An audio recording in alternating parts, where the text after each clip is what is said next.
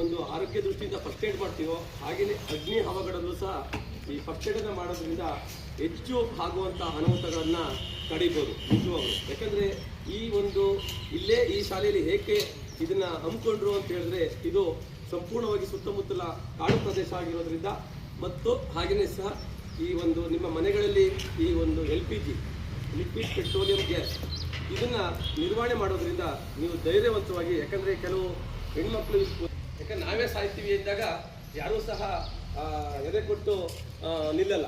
ಅದನ್ನು ಎಷ್ಟು ಸಾಧ್ಯವಾಗುತ್ತೋ ಅಷ್ಟನ್ನ ತಡೆಯುವಂಥ ಸಾಧ್ಯತೆಯನ್ನು ಮಾಡ್ತೀರಿ. ಇದನ್ನು ಸಂಪೂರ್ಣವಾಗಿ ತಿಳಿಸ್ಕೊಟ್ಟಂತಹ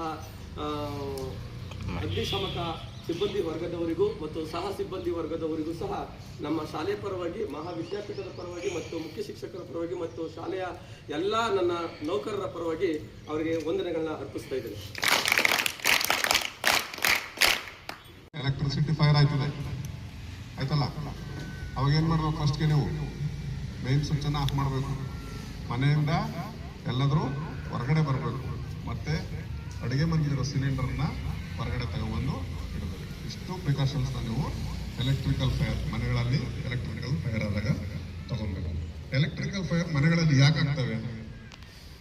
ಈಗ ಒಂದು ಸಾಕೆಟ್ ಇರ್ತದೆ, ಅದಕ್ಕೆ ಒಂದೇ ಪಿನ್ ಹಾಕ್ಬೇಕು. ನೋಡಿ, ಈಗ ಬೆಂಕಿ ಈ ಕಡೆ ಉರಿತಾ ಇದೆ, ನಾವು ಅದಕ್ಕೆ ಆಪೋಸಿಟ್ ಆಗಿರ್ಬೇಕು.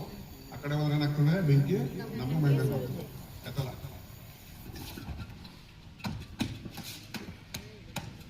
ಅದಕ್ಕೆ ಗಾಳಿ ಸಿಗದಿರೋ ತರ ಅದನ್ನ